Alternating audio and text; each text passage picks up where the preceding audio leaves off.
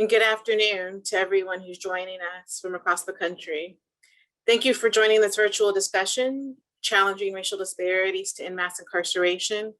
We are here to talk about the sobering topic of the persistence of racial inequality in this country as evidenced by the racial disparities in the state prison system.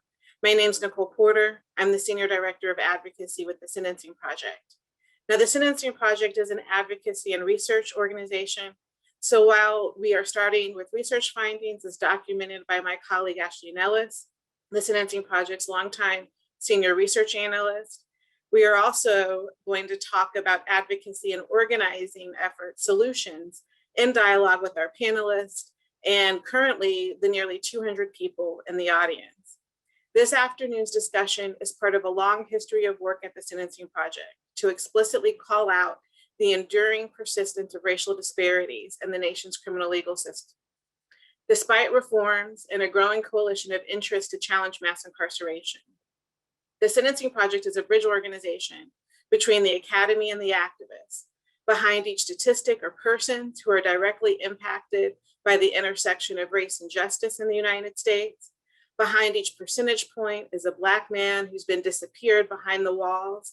Behind each number is a young Latina girl who will visit her mother in a prison visitation room. And behind each data set is a neighborhood like the one I grew up in North Houston, where incarceration is almost an expected outcome of one's life journey. Today, the descendants of the enslaved are fighting for justice in a multiracial coalition to challenge the anti-Black policies and practices that reinforce mass incarceration more than 150 years after the abolition of slavery. In fact, slavery was never truly abolished, and a clause in the United States Constitution allows the criminal legal system to develop in a way that continues to marginalize and disappear Black residents who are often not seen as fully human by the criminal legal practitioners, from the police to parole board members, many of whom have too much power over people's lives. Shortly after the Civil War, slavery evolved into the Black codes that criminalize certain behaviors with the pretext of disappearing Black residents to work the same plantations they were liberated from. Those systems of oppression evolved into Jim Crow, where additional legal and social norms reinforced the nation's racial caste system. Today, the era of mass incarceration, by which the United States has the highest rate of incarceration in the world, deepens that reality. In the United States, more than 2 million persons are incarcerated in prisons or jails, while over 4.4 million live in the community under criminal surveillance. An estimated 19 million residents live with felony convictions, while more than 5 million have lost their voting rights and are excluded from the electorate, while about 100 million are living with criminal convictions and can legally be discriminated against when seeking housing and employment. So today, fighting against being disappeared by mass incarceration and against punitive policing that can result in extrajudicial killings is about fighting to be seen as fully human by the state. If criminal wasn't a proxy for Black in the United States, solutions to crime and violence might have expanded social welfare rather than build more prisons. Violent crime did increase in the United States in the 1960s and 1970s, but it also increased in Germany and Finland. While the United States spent millions at the federal and state level on a carceral Marshall Plan to build more human warehouses, Germany and Finland expanded access to early childhood education and other social services to prevent contact with the criminal legal system in the first place. So we're going to talk about that, starting with my colleague, Ashley, who's going to provide an overview of her recent report, The Color of Justice, Racial and Ethnic Disparities in State Prisons. And on the other side of Ashley's comments, we're going to get into a dialogue with our invited panelists on the advocacy solutions to challenge mass incarceration and the enduring racial disparities that exist in our system. So right now I'll kick it to Ashley, who has an academic and professional background in analyzing criminal justice policies and practices that include racial disparities, but also the juvenile justice systems and long-term imprisonment. And her important work has documented the prevalence of life imprisonment and the enduring problem of mass incarceration, even for people who convicted of very serious offenses. So I'll turn it over to Ashley.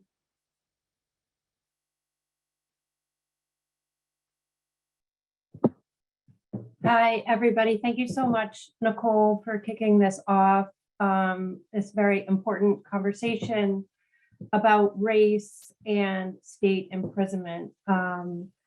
As we've produced twice before, our latest report, The Color of Justice, details our observations of staggering racial disparities in Latinx and Black people throughout the United States. The latest report shows that people are sentenced to state prisons at roughly 5 times the rate of whites than if the person is Black.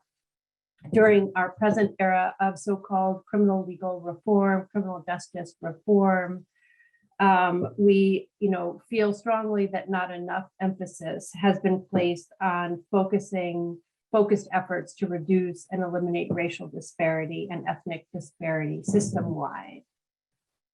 I want to start before I get into the numbers by pointing out what should be obvious to everyone, which is that going to prison is a major life-altering event.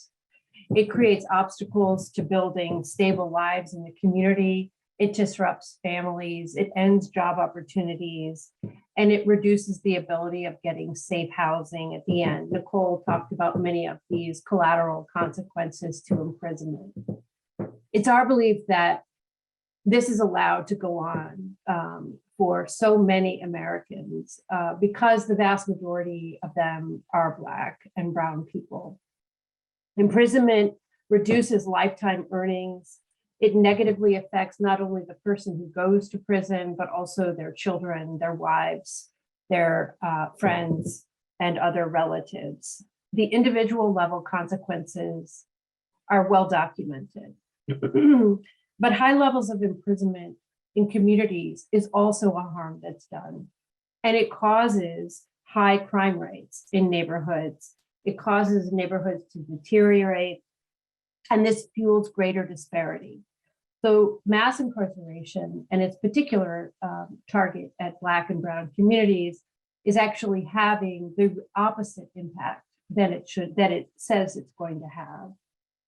The cycle, both individually and societally, is felt disproportionately by people who are Black. And it is clear that the outcome of mass incarceration today has not occurred by happenstance, but rather has been deliberate.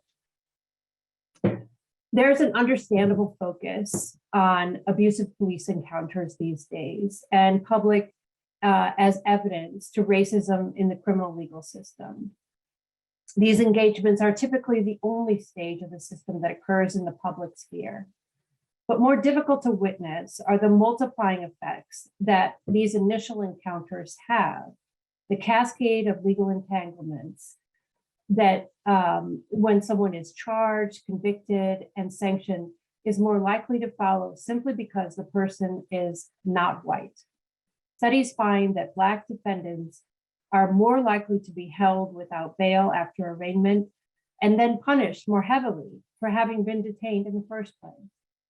Once their case is heard, Black Americans are more likely to be convicted and incarcerated than whites for similar crimes, and Blacks are sentenced to considerably longer prison sentences than whites. So the prison statistics I'm about to show you would show what anybody who was willing to walk into a prison today would observe right away. The prisons and jails are filled predominantly with people of color, and this is allowed to continue because of that fact. I want to share some of the data. First, I want to share though with you the sources for the data. And so I'm going to begin to share my screen, and then I have a few slides to share with the group. And then I'll talk about some solutions that we have identified as possible remedies to continued racial disparity. Let's see, first I'm going to share my screen.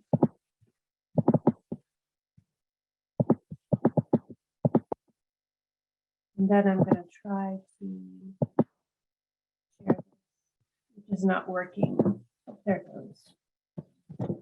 So first off, the data come from two different sources. The first of which is the United States Census.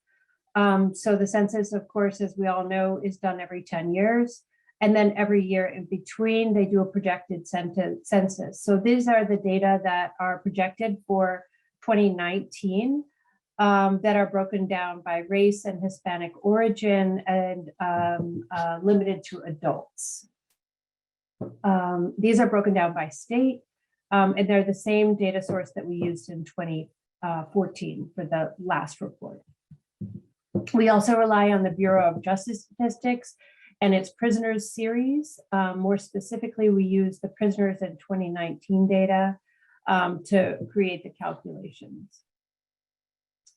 So in the report Color of Justice, we identify that that Black people are almost 5 times more incarcerated at almost 5 times the rate of white people across the nation, with a low of 2.5 times as likely as whites and a high as of over 12 times. So we look at the data in this report in 3 different ways. First, we look at it as Black rate. So the rate of Black people who are in prison, given how many Black people there are in the state.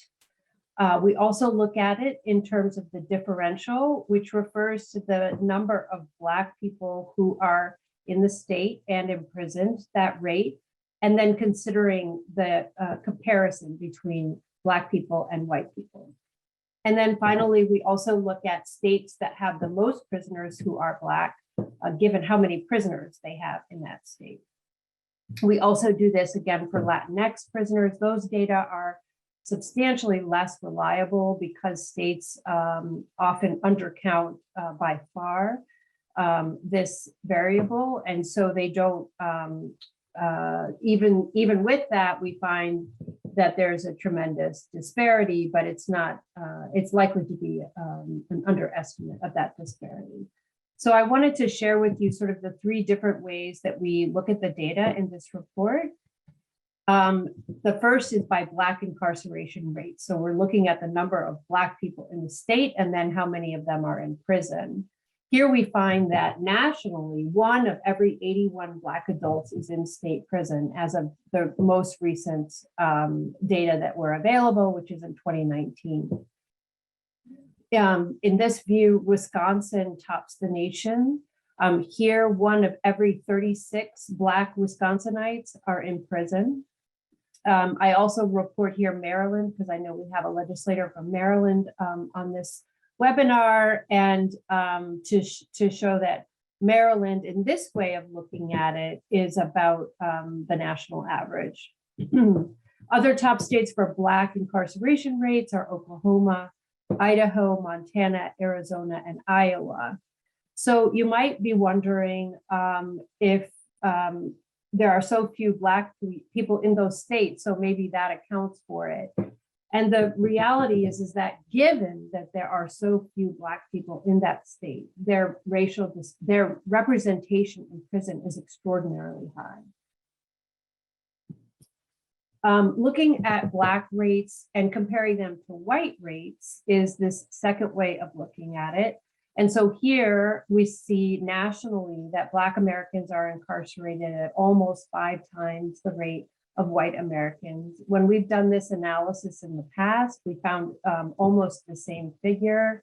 It's been a slight decline. It's hard to say that that's anything that's part of reforms, because in some states it got worse and in some states it got better. And overall, it's a change from about little over 5 times to a little under 5 times difference. Here, as I said, Latinx data are very difficult to work with, but even so, we find that Latinx individuals are incarcerated at 1.3 times the rate of non-Latinx persons. And it's highest, as it was in previous reports, in Massachusetts, followed by Connecticut, New York, North Dakota, and Pennsylvania. And then a final way of looking at this, actually, this is still the Black-white differential. And I put an example of what it means when you look at these numbers for that top state of New Jersey. A way to interpret that is that Black New Jersey residents are imprisoned at more than 12 times the rate of white New Jersey residents, and so on down the chart. New York is also very high, whereas the state average, which is that bottom row, is 4.8 to 1 for Black to white. And then looking at prisoners who are non-white as a share of the total prisoner population, we find that Black imprisonment is highest in the states of Maryland, Louisiana, Mississippi, New Jersey, Delaware, and Georgia. And in fact, in all of these states, it's greater than 60% Black prisoner population. In Maryland, 71% of the people who are in prison are Black.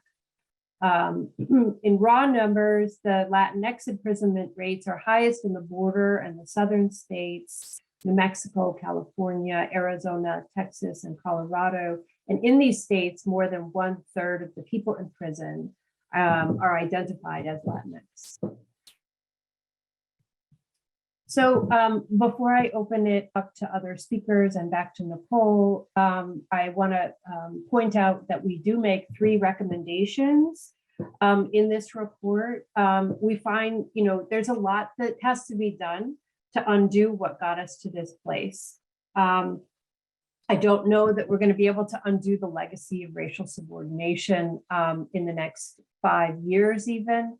But that doesn't mean that there's no actions we can take in the interim. And so we make the recommendation to decriminalize all low-level offenses as a starting place. The reason for this, or one of the reasons for this, is that these lead to an accumulation of prior convictions that is much more likely to be impacted for people who are of color. So convictions that generally drive further involvement in the criminal justice system are more likely to accrue if you're Black or brown, because we know that people who are not white are more likely to have those initial encounters by the police. That's documented again and again. And so we know that that sort of accumulation of prior record through those low-level engagements with police are more likely to represent the prevalence of police activity than they are the prevalence of criminal activity. Even so, those prior convictions then have that effect of making the sanctions worse for people who do come in later with a more serious charge. So decriminalizing those low-level offenses, making those not count toward criminal record, would have the effect of sort of leveling the playing field. We also recommend implementing racial impact statements, and I know we'll talk more about this as a group. But just in brief, the idea of a racial impact statement is adopting some sort of a forecasting estimate on different demographic groups if a certain criminal legal policy was put into place. We've made this recommendation for over 10 years now. States have been implementing it. We now think that we can sort of take it to the next level and recommend that these impact statements also take a retrospective look at all the policies that created the racial disparity in the first place. And finally, we advocate for eliminating mandatory minimums across the board. These, we know, have been a major contribution to mass incarceration that we have now. And they have also had the impact of worsening racial disparities, whether they be small mandatory minimums or life mandatory minimums of life or life without the possibility of parole. They reduce the discretion that is necessary from the bench in order to take not just the facts of a case, but the whole person and implement realistic sanctions as a result of that engagement. So I think at this point, I'll hand it back to Nicole. And I know there are lots of questions and chats and everything. So let's get to it. There are so many questions already in the chat. So I'm going to invite our other panelists, Delegate Air and Ramiah, to turn on their camera so we can get into the discussion. I'm going to introduce you both as you join us in conversation this afternoon. Delegate Air championed legislation this year to acknowledge racial disparities and proposed sentencing laws in Virginia.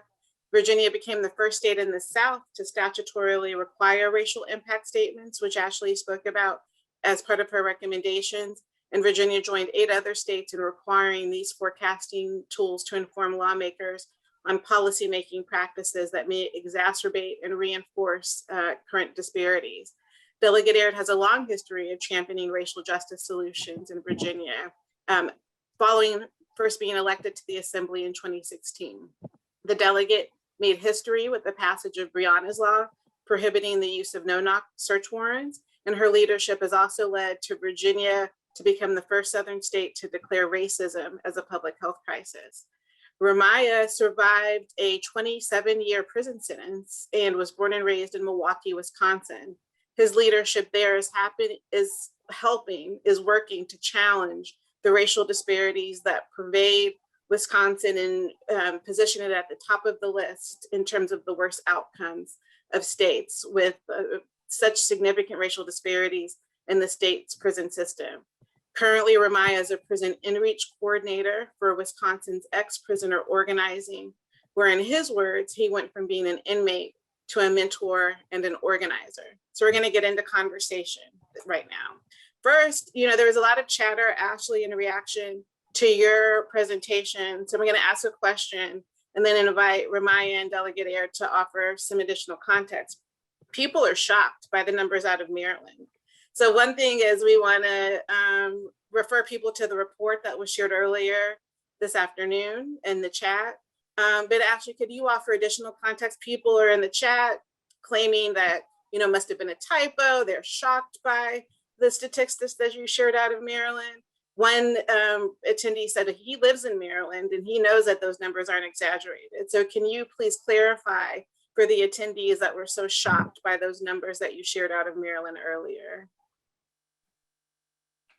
Yeah, sure. So I just tried to clarify a little bit in the chat. So I didn't say that it was 1 in 5.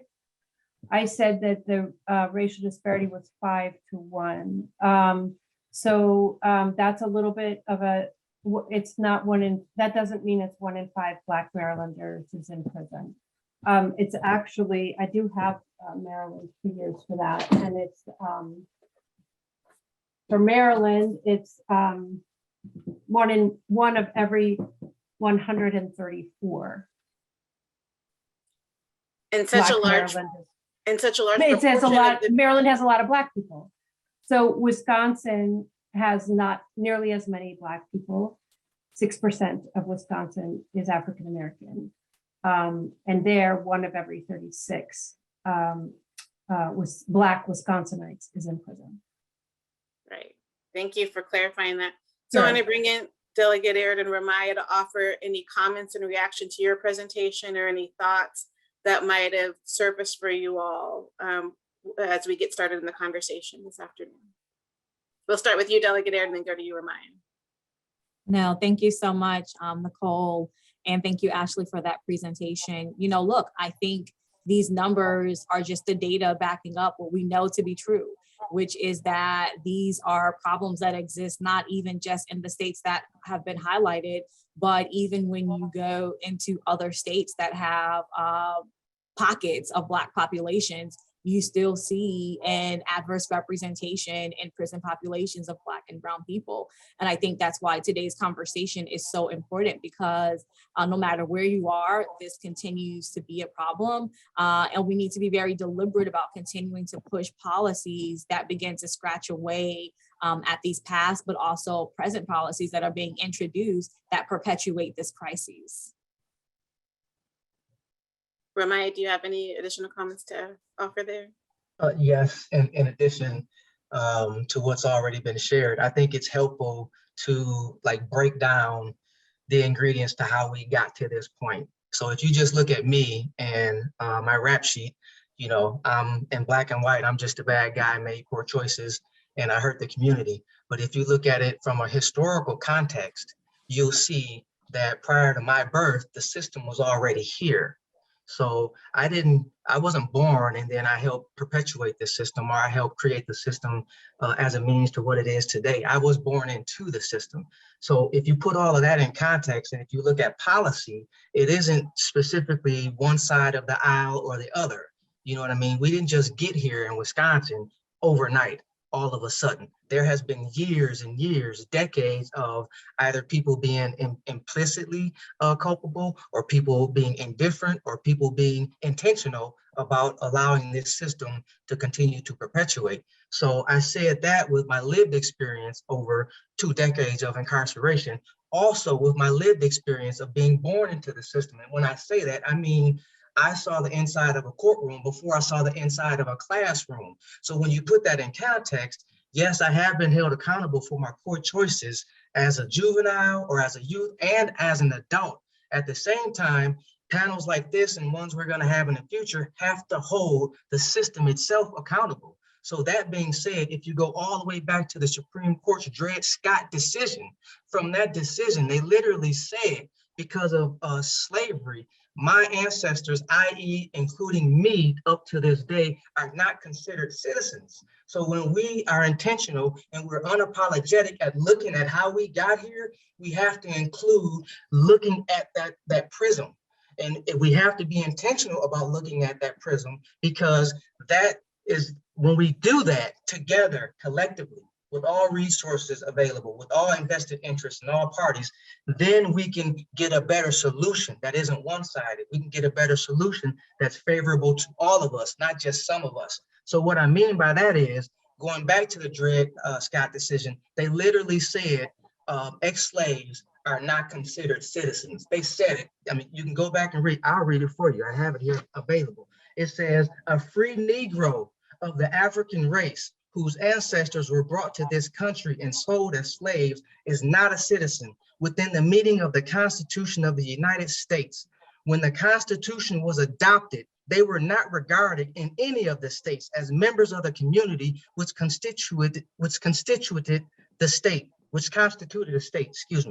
and were not numbered among its people or citizens. Consequently, the special rights and immunities guaranteed to citizens do not apply to them. So, i.e. 2021, over 100 plus years later, actually a little bit more, here we are again, me, Ramiah, a second-class citizen, due to my ancestry and due to my former incarceration.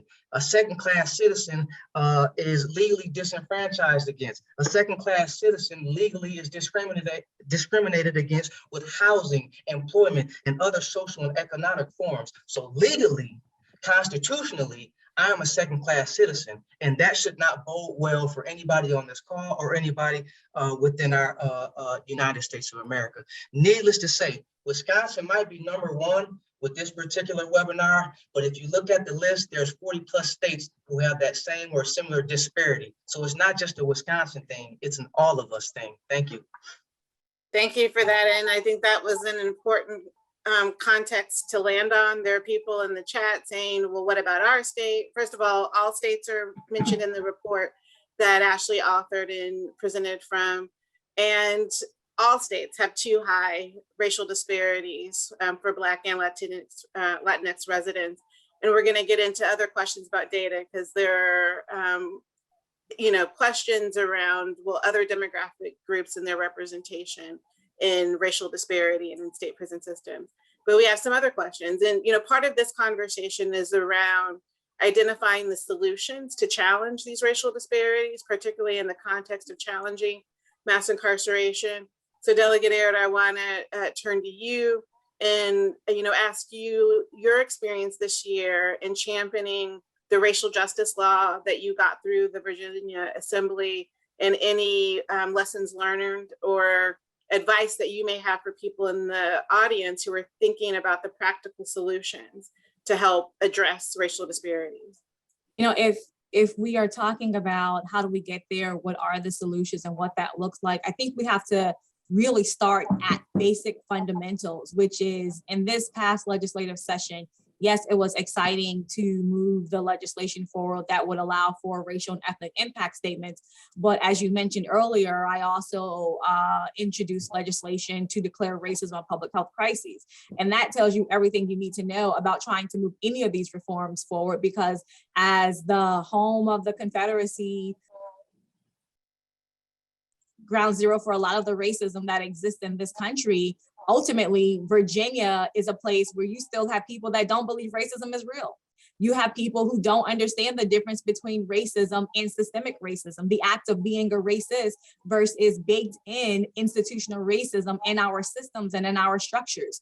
So when you try and talk about policy, like why it is important to have something like racial and ethnic impact statements, I had to go all the way back and say, here is the difference between being an active racist, and here is the difference between systemic racism. So as you are trying to advocate for these types of policies, you have to assume that your legislators may be starting from a different place of understanding, not just legislators, but the people they represent as well. And that is what makes this an uphill battle as we are trying to fight for these different types of policies and the approaches that we have to take. And so it was not an easy process.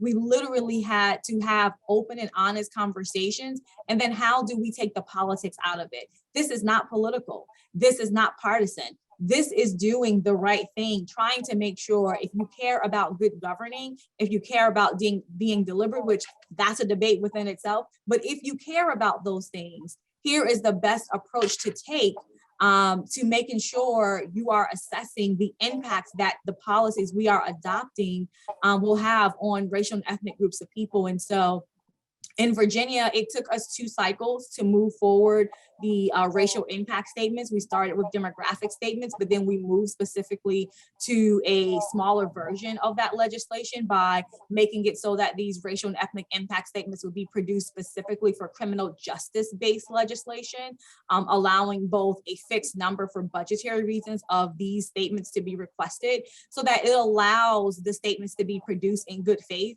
Legislators can see that these are not partisan statements, they are fact and data-based and driven, and that it does give the full assessment and analysis so that before we adopt a policy that can do harm, which is far harder to undo later, that we are being deliberate in our efforts to try and put forward something that does no harm to different groups of people. Thank you for that very intentional answer, and particularly your leadership in the Virginia Assembly, which in 2019, the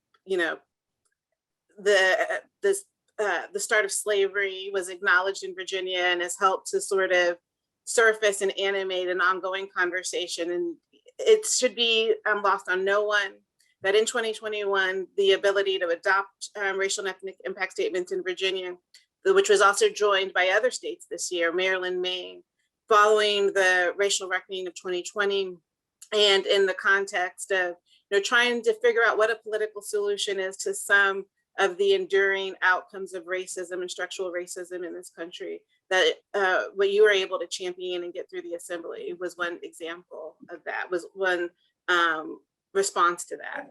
So I'd like to turn to you, Ramiah, and given the organizing you're doing in Wisconsin, just want to ask you the question: how is that work leading to additional efforts to help counter the disparities that Ashley highlighted in her presentation earlier, and the on-the-ground experience that you're carrying and partnering with other formerly incarcerated activists and organizers on? That's a great question. Thank you, Nicole. So one of the first things to understand, I alluded to it earlier, is understanding how we got here. So part of understanding how we got here is understanding that lived experience, not just the incarceration, but the 19 years before the incarceration.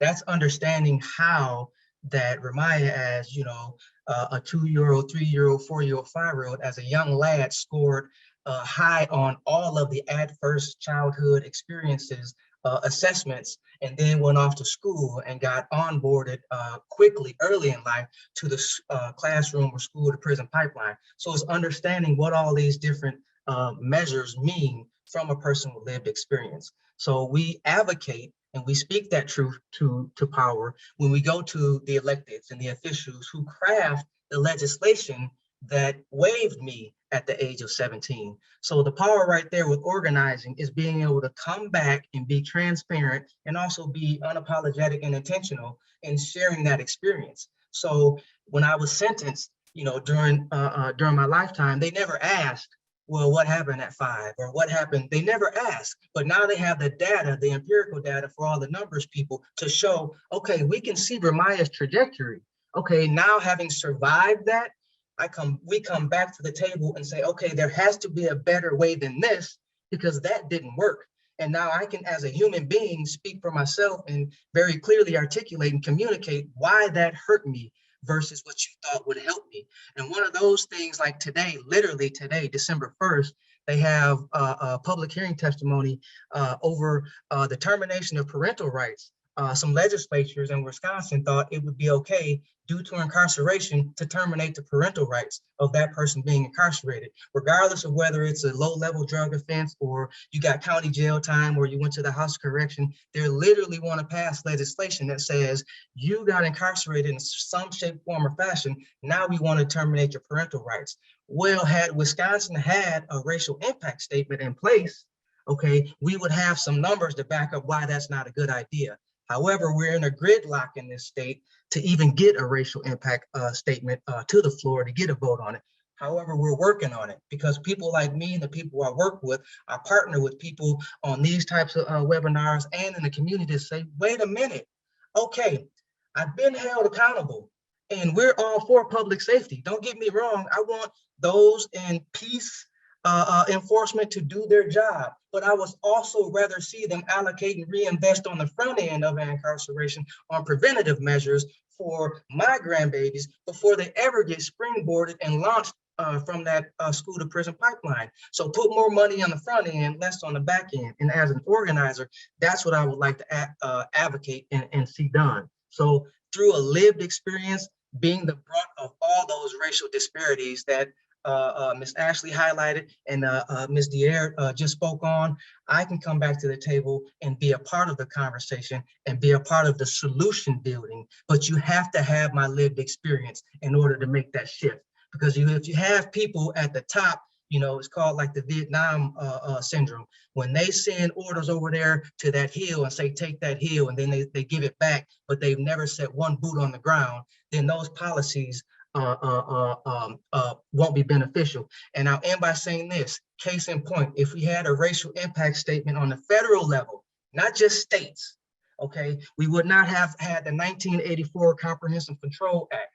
Okay, that came from the federal level. We would not have had the 1986 Anti-Drug Abuse Act. Okay, that would have went through a different filter. We would not have had the 1994 Crime Control Act. That would have went through a different filter. And lastly, we would not have had the 1996 Anti-Terrorism Act, which produced the PLRA Act. Had we had nationally a racial impact statement for the federal and then also this at the state level, we wouldn't be in the position we were at today. So again, our organizing highlights those facts, but then we also come back and say, we need to be a part of solutions so we won't be here 10 years from now, 5 years from now. Thank you. And thank you for that response. There's a question in the chat, what are racial impact statements? And our colleague, Jamie, who's also in the audience, shared the link from the Sentencing Project's website. They're forecasting tools similar to fiscal and environmental impact statements. They're statutorily required in 9 states, including Virginia. And we hope to get them in Wisconsin so that there can be more informed and deliberate policymaking to address racial disparities.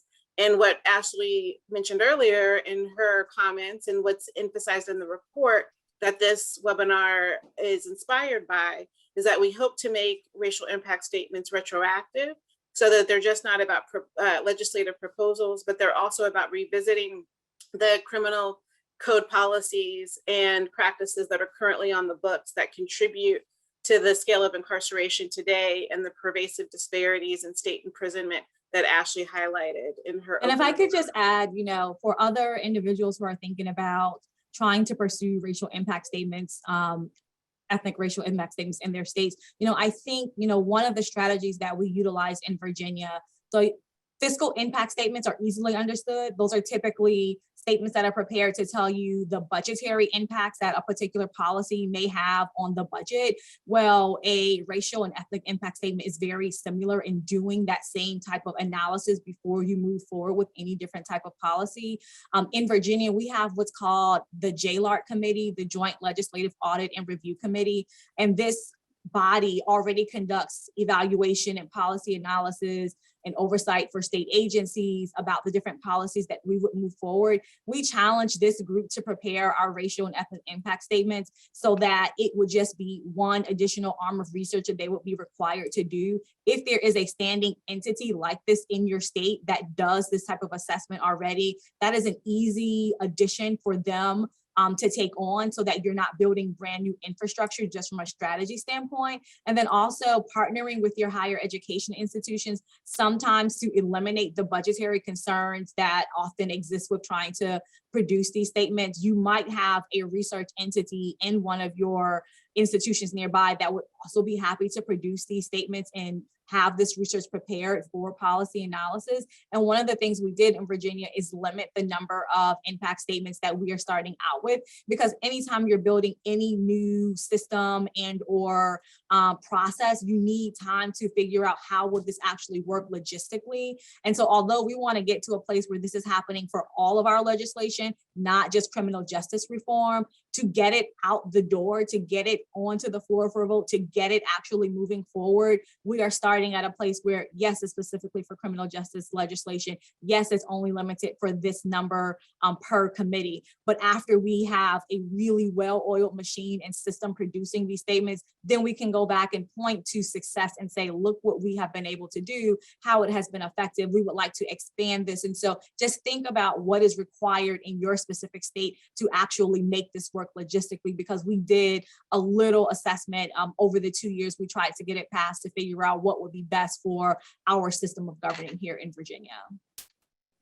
Thank you so much. We have a bunch of questions in the chat and also in the Q&A. If you do have questions, please enter them into the chat or in the Q&A, and we're going to get them to them soon. But I have one more question for Ashley, and then we'll turn over to questions that have come in from the audience.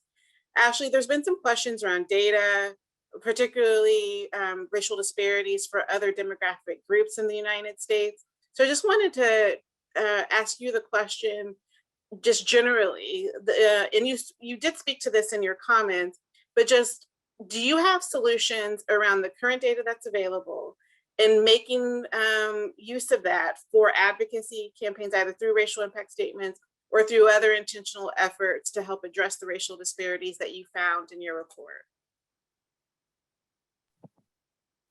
So you're asking if I have data, more data than I'm. Or do you have a solution around any challenges with the data specifically? Any, the data that you were able to use, or any data gaps that you had to address in producing your report? I mean, this is a conversation I've been having with colleagues who work with data in the criminal justice area very recently. And it would be ideal if data on the criminal justice system was as transparent as data on the education system. So we are able to find out lots of information on racial and ethnic background of everyone that goes to public school, all of our public school system, lower to higher ed. And that's through statute that's required. But in the criminal justice system, it's not as readily available, and it's certainly not statutorily required in many places. Some states have begun to require an annual reporting of racial breakdown, ethnic breakdown in their criminal legal system, but there's a long way to go for that. And so it remains very, underreported. And, I think that if more people were aware of where their tax dollars are going in terms of how much we're spending on the correction system, then we would have more outrage than we do. So, there's certainly legislative actions that could be taken to make data more transparent and more accessible. That said, we tend to focus our reports on the disparity between Black and white because the main disproportionality is on Black people. That doesn't mean that other groups have been disproportionately affected by incarceration or arrest, but the main focus of mass incarceration has been on Black people. Thank you. So Morgan, I want to ask if there's any questions that you can help guide me to as we turn to questions from the attendees and other folks in the audience. I know one question came up earlier, and that is people were surprised that some of the highest observed disparities were not in the South. And so Ashley, I was just curious if you could speak to that, and also like what is a pathway forward given that reality?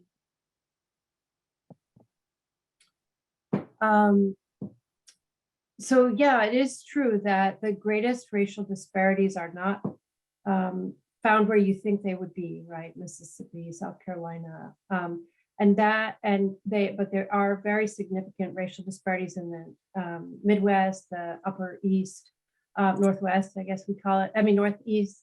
And the reason for that is likely because in the South, in the Southern states, Blacks and whites are both overly incarcerated. There's excessive incarceration for both groups, for all groups. Incarceration is leaned on too heavily regardless, and even so, more so for Blacks.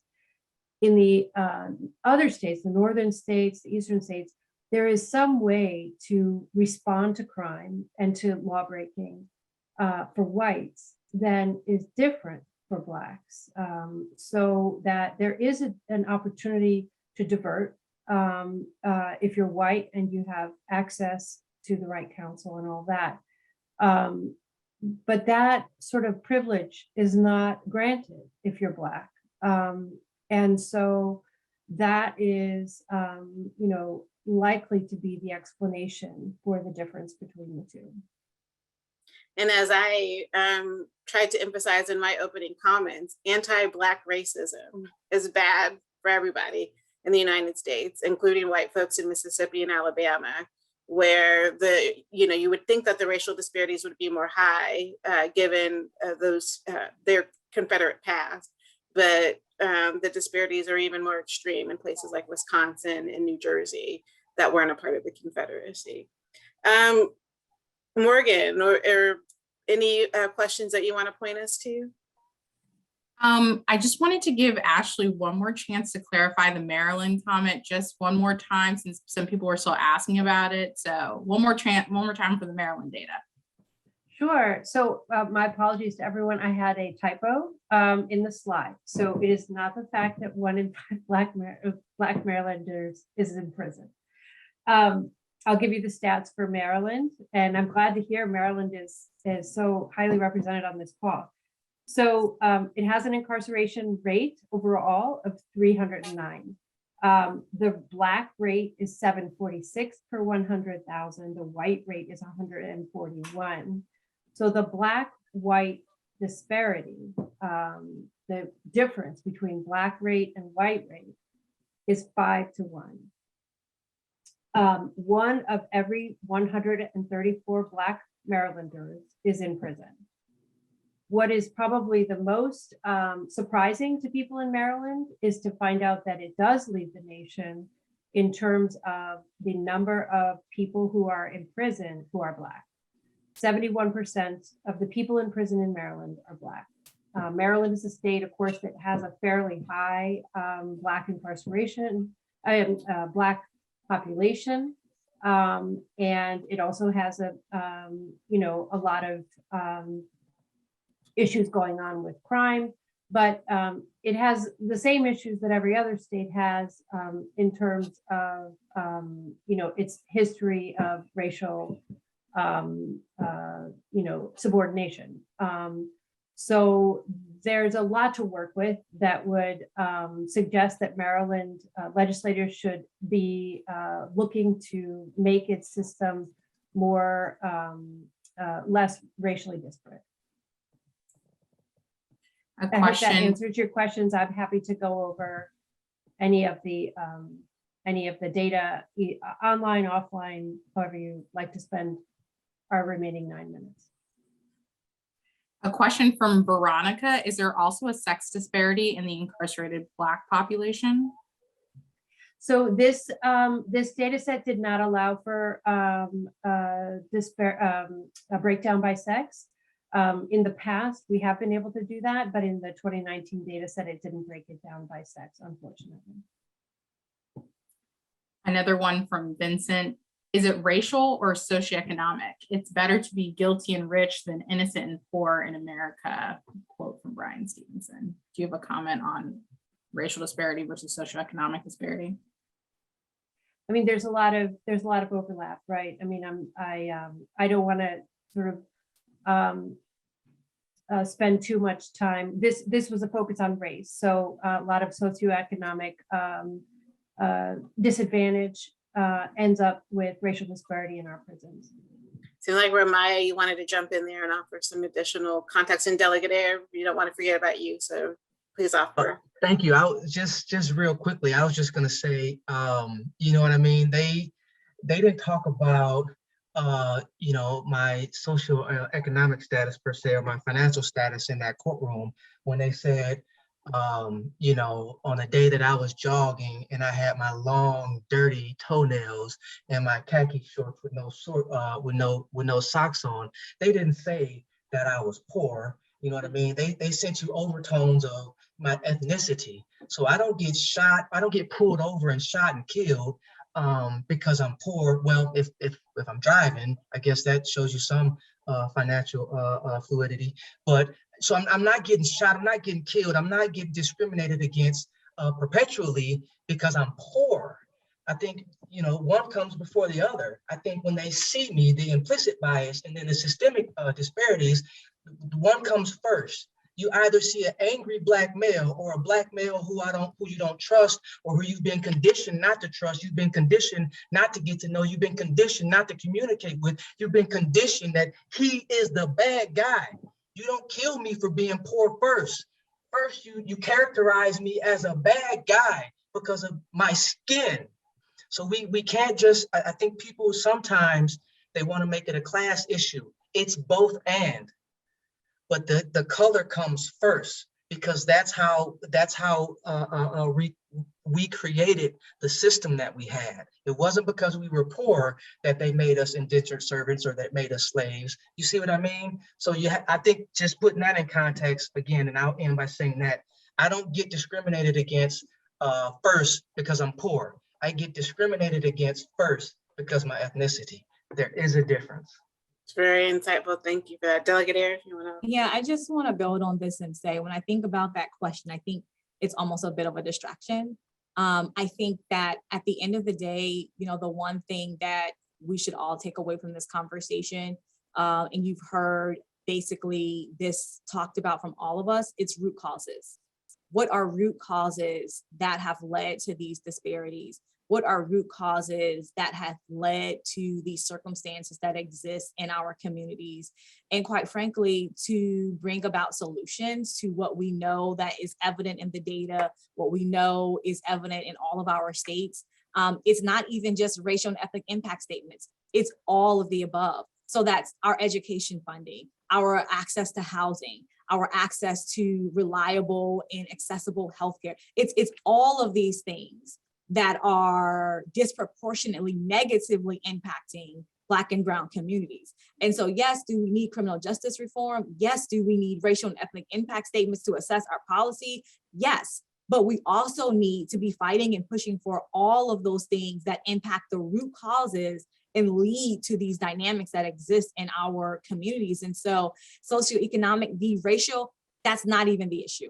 Right? We can talk about that all day long. We could have a whole nother webinar about that, quite frankly. But at the end of the day, when we're thinking about where do we go from here, what is the next steps in this process to continue to bring about progress and change? Yes, it's pushing for these racial and ethnic impact statements, but it's also not letting our foot off the gas on all of these other root cause issues as well. Absolutely. I think we just have time for maybe one last comment from each of our panelists. And then we'll wrap up the webinar this afternoon. I want to thank everybody for attending. We had almost over 300 folks on with us for most of the hour, so that's great. So we'll start with you, Ramiah, then go to you, Delegate Air, and then with Ashley. If there's any last comment that you want to leave with the attendees that continue to be the nearly 300 people who are in the audience right now. I think that the last verse, thank you. It's definitely been an honor and a privilege. You don't go from or come from where I come from historically to be in this position. So it's definitely a privilege. It's a blessing. But I want to say this conversation is not over. We have to continue to shout, speak loud, be intentional, speaking our truth to power, because we have to take it across our states. Unfortunately, Wisconsin is infamous in this conversation, but it's not just a Wisconsin thing. So I'll say by saying, let's have a continued conversation and let's pull in our stakeholders who are the ones walking away saying, or they don't really acknowledge or really appreciate that it still is an issue. We have to harness them in because they also are impacted by this, whether they acknowledge it or not, whether they appreciate it or not, whether they accept it or not. So my ask going away from this is, let's delve off into the data, but let's also delve off into having those conversations with people with the lived experience, and then also having the conversations with all our stakeholders at the table involved, including our legislatures, including those people who want to assist and support change, whatever walk of life they may come from going forward. Because again, I never want to be silenced again due to the color of my skin or the F that I have on my jacket, which is a felony. So I'm all for continued conversations and continue being transparent, sharing my experiences as well as others, but also listening. So when someone tells me America's not racist, first and foremost, I wanna unpack that.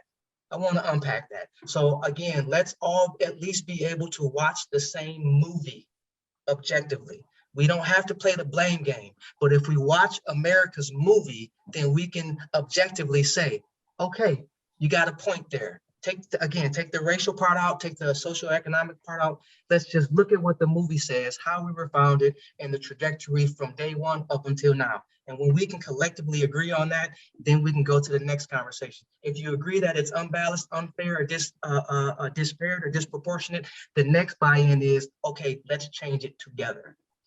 Thank you. Delegate Air.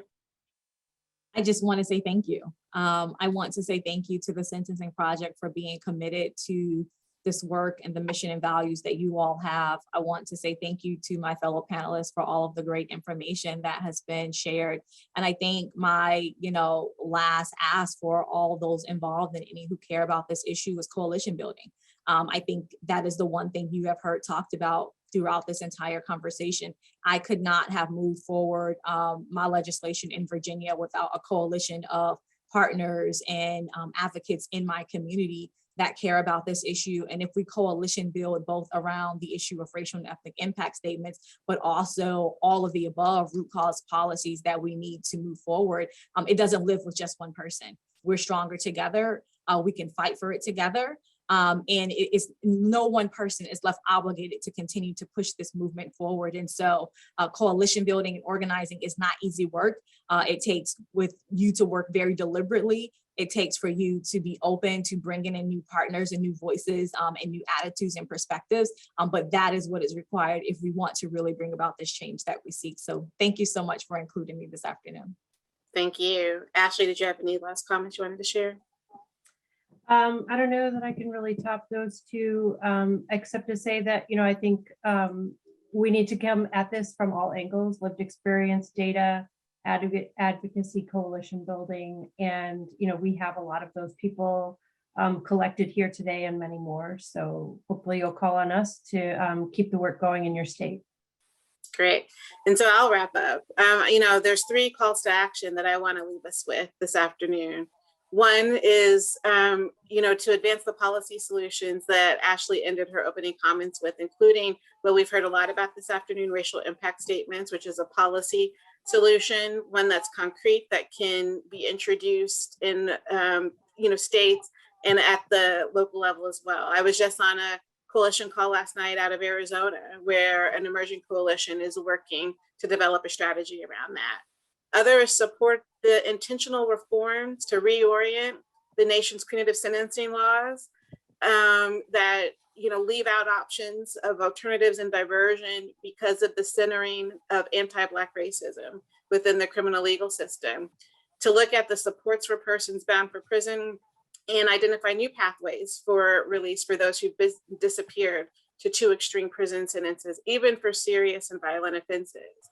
And the third is to support state actions too. We've heard from Ramiah, we've heard from Delegate Air, to hear about the advocacy and organizing that's happening in Wisconsin and Virginia. There's coalitions needed to implement the strategies in Virginia, to implement strategies in New Jersey, Maine, and Maryland, and other states. So join us, visit us online at thesentencingproject.org. We have resources about these policy solutions, including Ashley's report. And there are organizers who are building on the momentum sparked today in support of legal reforms and other racial justice reforms to counter the racial disparities. So thank you all for joining us. Thank you for your time. And so we ask you to use this information to take action and to continue the hard work in your communities around concrete solutions. One person said that she doesn't even want to talk about practical solutions in the chat. I saw it. She wants to talk about radical and intentional solutions. Hey, we're here to support your radical imagination as well. So challenge these racial disparities in the criminal legal system. And thank you all for joining us.